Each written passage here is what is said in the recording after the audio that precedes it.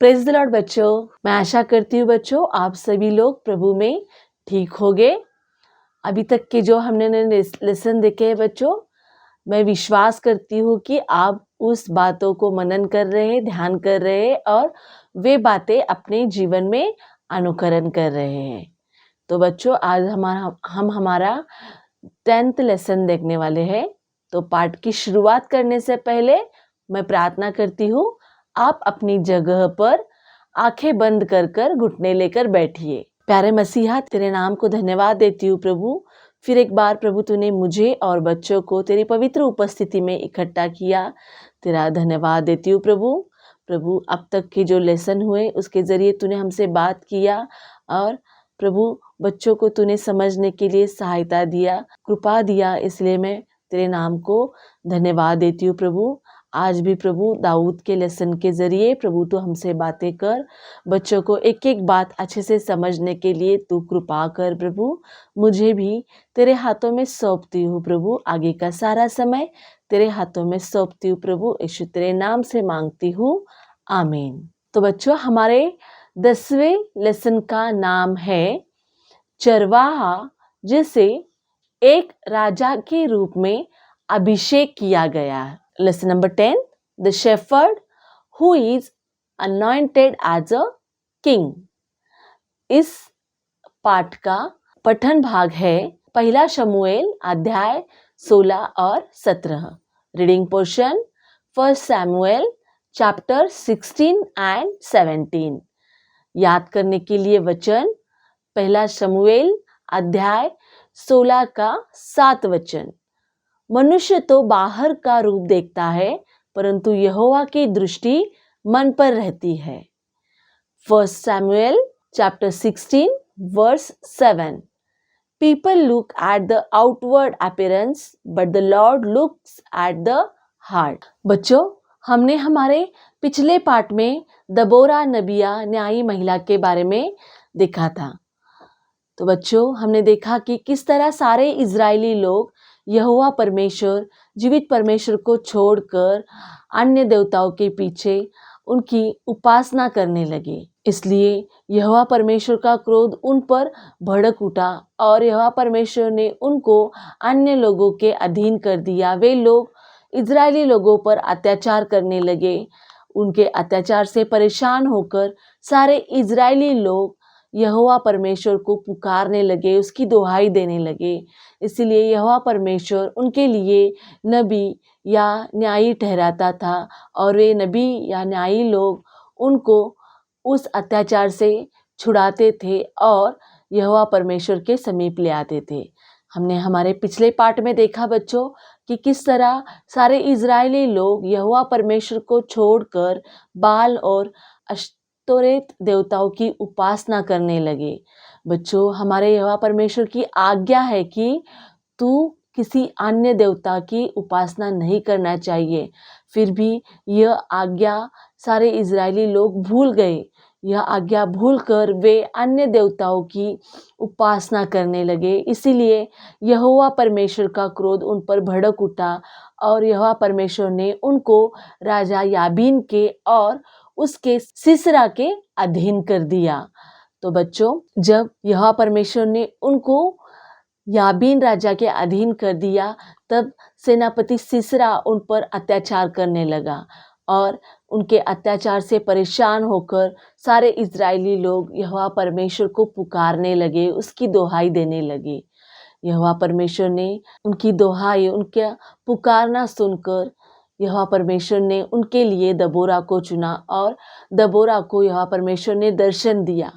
फिर दबोरा ने बराक को बुलाकर याबीन और सिसरा सेनापति के विरुद्ध में लड़ाई की तैयारी की। और हमने देखा बच्चों किस तरह दबोरा, सिसरा और बाराक राजा के बीच में युद्ध हुआ और यहोवा परमेश्वर ने किस तरह सिसरा को एक स्त्री याएल के अधीन कर दिया और वहां पर सिसरा को मरण आ गया। हमने ये हमारे पिछले पाठ में देखा बच्चों।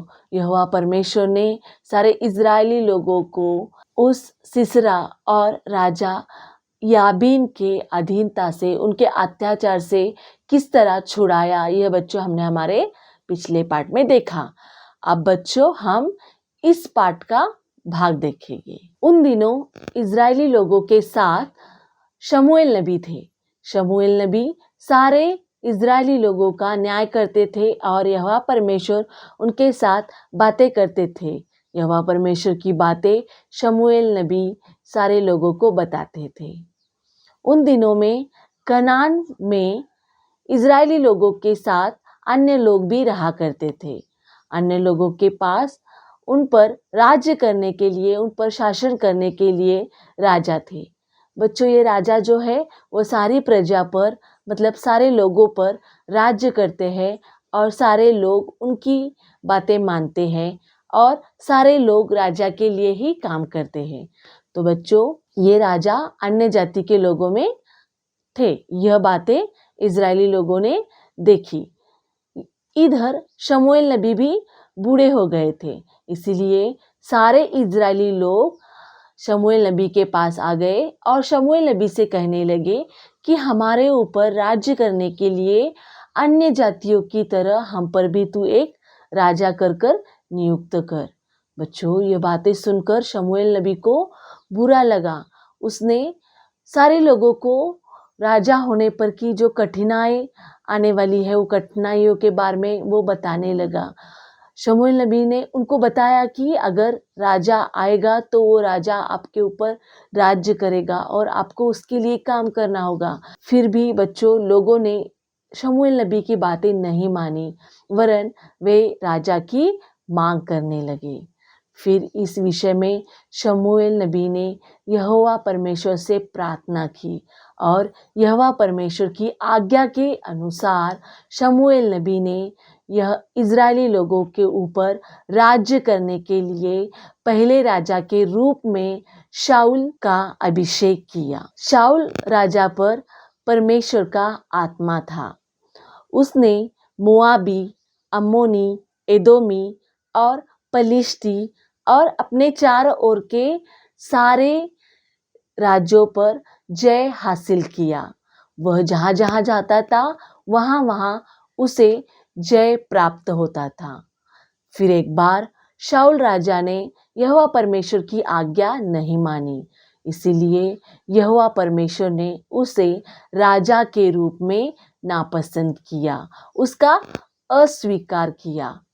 यहोवा परमेश्वर ने शमूएल से कहा कि मैंने राजा शाऊल का इजरायली लोगों के राजा के रूप में अस्वीकार किया है, इसलिए तू अपने सींग में तेल भरकर चल और बैतलहम वासी यिशै के पास जा।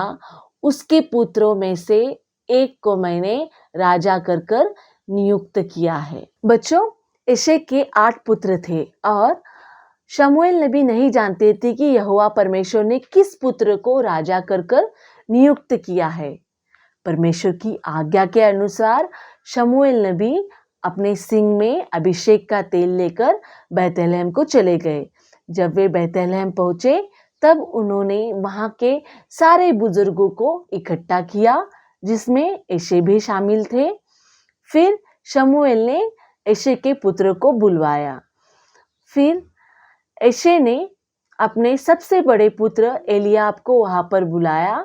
जब शमूएल नबी ने एलियाब को देखा तब वे मन में सोचने लगे कि निश्चय यही इजरायलियों का अगला राजा करके यहोवा परमेश्वर ने इसे नियुक्त किया है।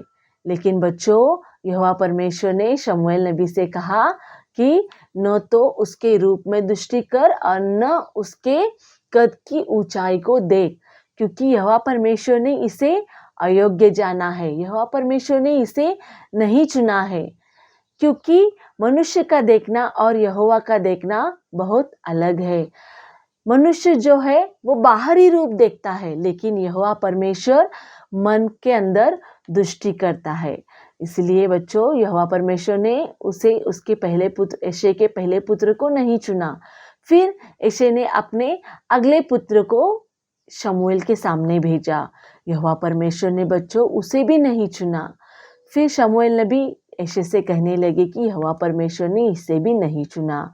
इस तरह बच्चों 7 पुत्र होने के बाद शमूएल नबी ऐसे से कहने लगे कि क्या तेरे और भी कोई पुत्र है? फिर ऐसे शमूएल से कहने लगे कि मेरा एक और पुत्र है, लेकिन वो अभी छोटा है और वह भेड़ बकरियां चरा रहा है। फिर शमूएल ने उसे वहां पर बुलवा भेजा।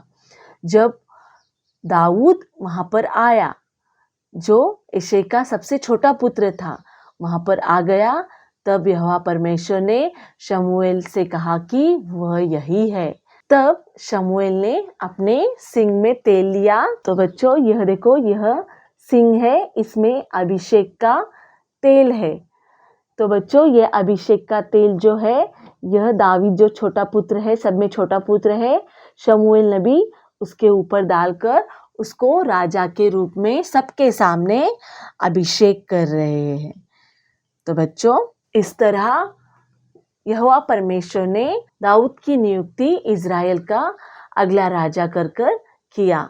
जब दाऊद का अभिषेक हुआ, तब यहोवा परमेश्वर का आत्मा दाऊद के ऊपर प्रबल से उतरने लगा। बच्चों दावीद जो है वो अपने सब भाइयों में सबसे छोटा था और वह अपने माता पिता की दी गई हुई भेड़ बकरियां जंगल में चराता था। तो बच्चों ये देखो, ये दावीद जो है वह अपने माता पिता की दी हुई भेड़ बकरियां यहाँ पर चरा रहा है। तो दावीद जो है बच्चों, यह सुंदर था और उसकी आंखों में एक चमक थी, और दावीद के माता पिता भी ईश्वर का भय मानने वाले थे, और दाऊद भी अपने सभी भाइयों से ज़्यादा यहोवा परमेश्वर पर विश्वास रखता था। वह यहोवा परमेश्वर से प्रेम करता था और वह हमेशा उसे जहाँ जहाँ समय मिलता था वहाँ वहाँ वह परमेश्वर की आराधना करता था, परमेश्वर के लिए स्तुति गान उसके गीत गाया करता था। और वह एक अच्छा वीणा वादक था, मतलब वो अच्छे से वीणा बजाता था और वह एक अच्छा गायक था। बच्चों बाइबल में भी भजन संहिता में बहुत सारे अध्याय दावीद के वचन, दावीद के गीत है, दावीद के लिखे गए अध्याय है। तो बच्चों दावीद का राजा बोलकर अभिषेक होने के बाद भी वह अपनी भेड़ बकरियां जंगल में चराता था। उसने अपनी भेड़ बकरियों को कई जंगली जानवरों के मुंह से छुड़ाया। वह गोफन चलाने में माहिर था। उसने गोफन की सहायता से अपनी भेड़ों को सिंह और भालू के मुंह से, उसके चंगुल से उन्हें छुड़ाया। तो बच्चों यह दावीद जो है वह न डरते हुए सिंह का और भालू का सामना कर अपनी भेड़ों को उनके हाथों से छुड़ाकर ले आता था। इधर शाऊल के ऊपर से परमेश्वर का आत्मा चला गया, क्योंकि बच्चों अब यहोवा परमेश्वर ने दाऊद को चुना था, और शाऊल के अंदर से परमेश्वर का आत्मा चले जाने के बाद उसके अंदर दुष्ट आत्माएं थी, और ये दुष्ट आत्माएं शाऊल को सताने लगी और वह बहुत बेचैन हो गया और उसे रात में नींद भी नहीं आने लगी। इसीलिए बच्चों उसके कर्मचारियों ने राजा दाऊद को राजा के सामने लेकर आ गया, क्योंकि दाऊद जो है वो एक अच्छा वीणा वादक था। तो बच्चों ये देखो पोस्टर में यहाँ पर दाऊद जो है वह राजा के लिए वीणा बजा रहा है और राजा का यहाँ पर दिल बहला रहा है। तो जब दाऊद राजा के लिए वीणा बजाता था, तब राजा को चैन मिलता था और वह आनंद से और शांति से सो जाता था। शाऊल राजा को पता था कि दाऊद जो है वह इजरायली लोगों का अगला राजा है। तो इसीलिए बच्चों शाऊल ने कई बार दाऊद को मारना चाहा, लेकिन बच्चों यहोवा परमेश्वर ने हमेशा दाऊद की रक्षा की और उसे शाऊल के हाथों से बचाया। दूसरी जगह पलिश्ती लोग इज़राइल के साथ युद्ध करने की तैयारी करने लगे। यह बातें सुनकर शाऊल राजा और इज़राइली लोग भी सारे लोग युद्ध के लिए तैयारी कर एला नामक तराई के यहाँ इकट्ठा हो गए। पलिश्ती लोगों में से एक वीर योद्धा जिसका नाम गोलियत था, वह जो गत नगर का रहने वाला था, वह बाहर निकला। तो बच्चों, यह गोलियत है। इसकी लंबाई 6 हाथ लंबी थी और इसके सिर पर एक पीतल का टोप था और इसने पत्थर की सी पीतल की झिलम पहनी थी और इसकी टांगों पर पीतल का कवच था। यह खड़ा होकर सारे इजरायली लोगों को ललकारने लगा और कहने लगा कि तुम्हारे में से कोई एक पुरुष यहाँ आए और मेरे साथ युद्ध करे, और अगर आपका पुरुष अगर युद्ध में प्रबल होता है तो हम सारे पलिश्ती लोग आपके अधीन हो जाएंगे। अगर मैं उस पर प्रबल हो जाऊंगा तो फिर तुम सारे इजरायली लोग पलिश्ती लोगों के अधीन हो जाना। गोलियत की यह बातें सुनकर शाऊल का और सारे इजरायली लोगों का मन कच्चा हो गया और वे लोग डर गए। 40 दिन तक गोलियत सारे इजरायली लोगों को ललकारने लगा और वही बातें दोहराने लगा। दाऊद के 3 भाई भी इजरायली लोगों के साथ लड़ाई के मैदान में थे। एक दिन दाऊद उनका कुशल पूछने के लिए वह लड़ाई के मैदान में गया तो उसने देखा कि गोलियत सारे इजरायली लोगों को और जीवित परमेश्वर को ललकार रहा है। फिर उसने यह बातें देखकर वह शाऊल राजा के पास गया और उससे कहने लगा कि तेरा दास उस पलिश्ती से लड़ेगा। जब शाऊल ने यह सुना तो शाऊल दाऊद से कहने लगा कि तू उससे नहीं लड़ सकता, क्योंकि तू तो अभी लड़का मतलब छोटा है और वह पलिश्ती लड़कपन से योद्धा है। शाऊल की यह बातें सुनकर दाऊद शाऊल से कहने लगा कि तेरा दास अपने पिता की भेड़ बकरियां चराता है और जब कभी कोई जंगली जानवर उसके झुंड में के कोई मेमने को अगर ले जाता है तो तेरा दास दौड़कर उसे उसके मुंह से छुड़ा ले आता है, और अगर वह मुझ पर फिरकर वार करता है तो मैं उस जंगली जानवर के केश पकड़कर उसे वहीं पे मार डालता हूँ। तो तेरे दास ने सिंह और भालू दोनों को मारा है और वह पलिश्ती का भी वही हाल करेगा, क्योंकि उसने जीवित परमेश्वर को ललकारा है। यहोवा परमेश्वर मुझे उसके हाथों से छुड़ाएगा, जिस तरह उसने मुझे सिंह और भालू के हाथों से छुड़ाया है। बच्चों, दाऊद की यह बातें सुनकर शाऊल राजा दाऊद को भेजने के लिए तैयार हो गया। शाऊल ने दाऊद को योद्धा के वस्त्र दिए, लेकिन बच्चों दाऊद ने वह वस्त्र नहीं पहने। उसने अपने हाथों में एक हाथ में लाठी ली और नाले में के 5 चिकने पत्थर छांटकर अपने चरवाहे के थैली में डाल दिए और अपने साथ गोफन लेकर गोलियत के पास आया। तब गोलियत दाऊद को देखकर हंसने लगा और उसे कोसने लगा। फिर दाऊद ने गोलियत से कहा कि तू तो तलवार, भाले और सांग लेते हुए मेरे पास आया है, लेकिन मैं सेनाओं के यहोवा का नाम लेते हुए तेरे पास आया हूँ। जिसे तूने ललकारा है वही तुझे मेरे हाथों में कर देगा और मैं तेरे सिर को तेरे धड़ से अलग कर दूंगा। दाऊद की यह बातें सुनकर गोलियत उठ के खड़ा हो गया और दाऊद से युद्ध करने के लिए वह आगे बढ़ा। जब गोलियत दाऊद के आगे बढ़ा तब दाऊद भी बच्चों दौड़कर उसने अपने थैली में से पत्थर निकाले और अपनी गोफन में डाले और जोर से घुमाकर उस पत्थर को उसने गोलियत के सिर पर ऐसे इतने जोर से मारा कि वह पत्थर वह गोलियत के सिर में इस तरह घुस गया कि वह वहीं पर मर गया और जमीन पर गिर गया। जब गोलियात जमीन पर गिर गया, तब दाऊद दौड़कर गोलियात के ऊपर ठहर गया और उसकी तलवार लेकर उसके सिर को उसके धड़ से अलग कर दिया। जब सारे फलिश्ती लोगों ने यह देखा कि उनका वीर मर गया है, तब सारे फलिश्ती लोग वहां से भागने लगे। यह देखकर इजरायली लोगों ने एक एक फलिश्ती लोगों को पकड़कर उनके साथ लड़ाई की, उनको मारा और उन्हें लूटकर वह आने लगे। तो बच्चों, इस तरह दावीद के जरिए यहोवा परमेश्वर ने सारे इजरायली लोगों को फलिश्ती लोगों के ऊपर जय दिया। कुछ दिन और जाने के बाद फिर एक युद्ध में जो फलिश्तियों के साथ ही था, उस युद्ध में शाऊल राजा और उसके पुत्र वहीं पे मर गए।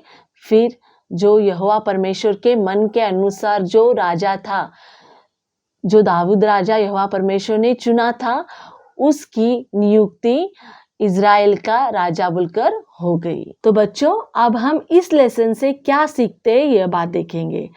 बच्चों, हमने देखा कि यहोवा परमेश्वर सारे इजरायली लोगों से किस तरह नबियों के जरिए या किसी व्यक्ति के जरिए, जैसे कि मूसा, यहोशू और निवास मंडप में मेघ स्तंभ के जरिए इजरायली लोगों से बातें किया करता था।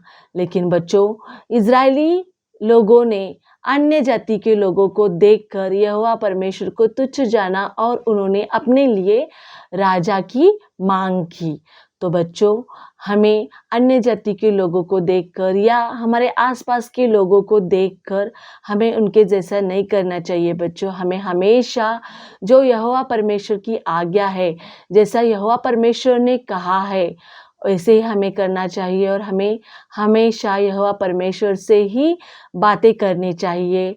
हम यहोवा परमेश्वर से प्रार्थना के जरिए या फिर वचन पढ़ते समय, बाइबल पढ़ते समय उससे बातें कर सकते हैं बच्चों। फिर बच्चों, हमने देखा कि यहोवा परमेश्वर ने शाऊल राजा को पहला राजा बोलकर, इजराइलियों का पहला राजा बोलकर नियुक्त किया था। लेकिन बच्चों, शाऊल राजा जब तक यहोवा परमेश्वर की आज्ञा मानता रहा और उस पर चलता रहा, तब तक यहोवा परमेश्वर उसके साथ था।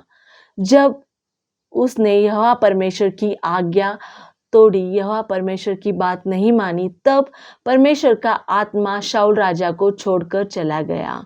तो बच्चों, हम भी हमारे जीवन में रहते समय हमें हमेशा हमारे माता पिता और यहोवा परमेश्वर की आज्ञा का पालन करना चाहिए। जब हम हमारे माता पिता की और यहोवा परमेश्वर की आज्ञा का पालन करेंगे, तब यहोवा परमेश्वर भी हमसे खुश होंगे और वह हमें और भरपूरी से और हमें उसकी भरपूरी जीवन से और उसके प्रेम से हमें वह चलाएगा। फिर हमने देखा कि सारे इजरायली लोगों के लिए यहोवा परमेश्वर ने दाऊद को राजा कर नियुक्त किया। दाऊद जो था वो यहोवा परमेश्वर के मन के अनुसार राजा था, क्योंकि दाऊद के अंदर यहोवा परमेश्वर के गुण थे। दाऊद भेड़ बकरियां चराता था, लेकिन वह अपने काम के प्रति वफादार था। वह यहोवा परमेश्वर को प्रेम करता था और हमेशा उसकी ही स्तुति गाया करता था, उसके ही गीत गाया करता था। जब वह अकेला रहता था, तब भी वह यहोवा परमेश्वर के ही स्तुति गाया करता था। उसने अपनी भेड़ बकरियां चराते समय सिंह और भालू के साथ सामना किया। वह उनसे डरा नहीं बच्चों, बल्कि विश्वास के साथ वह आगे बढ़ा और उनसे लड़ाई किया।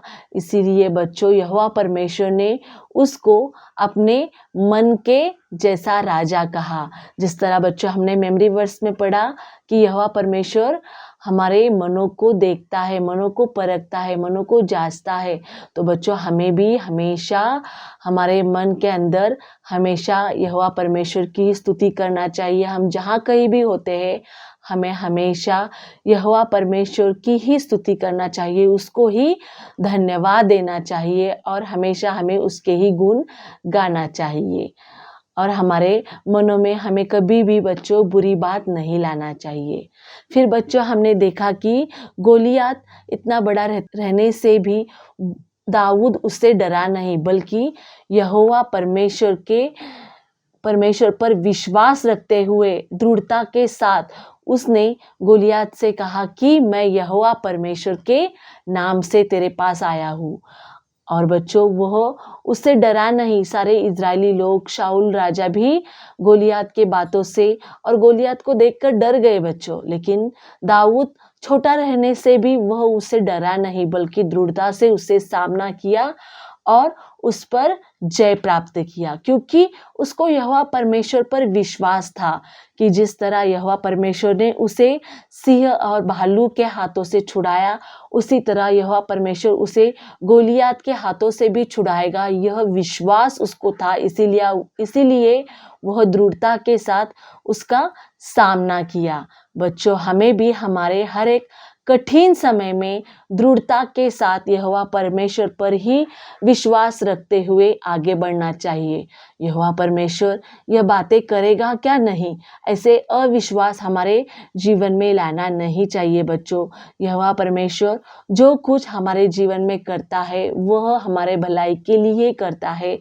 इस विश्वास के साथ बच्चों हमें आगे बढ़ना चाहिए। तो बच्चों हमारा यह लेसन यहीं पर समाप्त होता है। इस लेसन पर आधारित आपको सवाल जवाब आपके नोटबुक में लिखना है, जिस तरह आप अभी तक लिखते आए हैं। सवाल के लिए आप वर्कशीट नीचे डिस्क्रिप्शन बॉक्स में दिए गए लिंक पर से डाउनलोड कर सकते हो। और बच्चों आपको इस लेसन में एक एक्टिविटी करना है।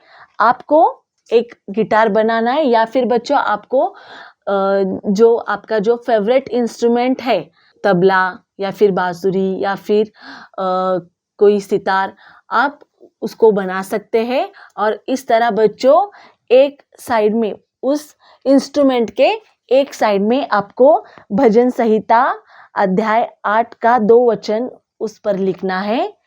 बच्चों और दूध पियो के द्वारा सामर्थ की नींव डाली है। यह वचन आपको एक जगह पर लिखना है और उसके दूसरी जगह बच्चों आपको आपका मनपसंद गाना वहां पर लिखना है। तो बच्चों इस तरह आप कोई भी इंस्ट्रूमेंट एक्टिविटी में बना सकते हैं और उसके एक बाजू में आपको वचन लिखना है और एक बाजू में आपको इस तरह आपका मनपसंद गीत लिखना है। मैं प्रार्थना करती हूँ, आप अपनी आंखें बंद कीजिए। धन्यवाद हो प्रभु, तूने इस लेसन के जरिए मुझसे और बच्चों से बातें किया प्रभु। तेरा धन्यवाद हो प्रभु। प्रभु जिस तरह प्रभु दाऊद तेरे मन के अनुसार तेरा मनपसंद राजा था प्रभु, उसी तरह प्रभु हम भी तेरे पसंदी में प्रभु उतरे प्रभु। हम भी तेरे मन के अनुसार चले प्रभु। तेरी मन की एक एक बातें प्रभु हम करने के लिए, हमारे जीवन में करने के लिए प्रभु तू बच्चों को और मुझे सहायता कर प्रभु। प्रभु न डरते हुए एक एक बात को प्रभु सामना करने के लिए और विश्वास से प्रभु आगे बढ़ने के लिए और तेरी ही इच्छा प्रभु हमारे जीवन में पूर्ण करने के लिए तू सहायता कर, कृपा कर प्रभु। इस सुंदर से समय के लिए प्रभु तेरे नाम को मैं धन्यवाद देती हूँ प्रभु। यीशु तेरे नाम से मांगती हूँ, आमीन।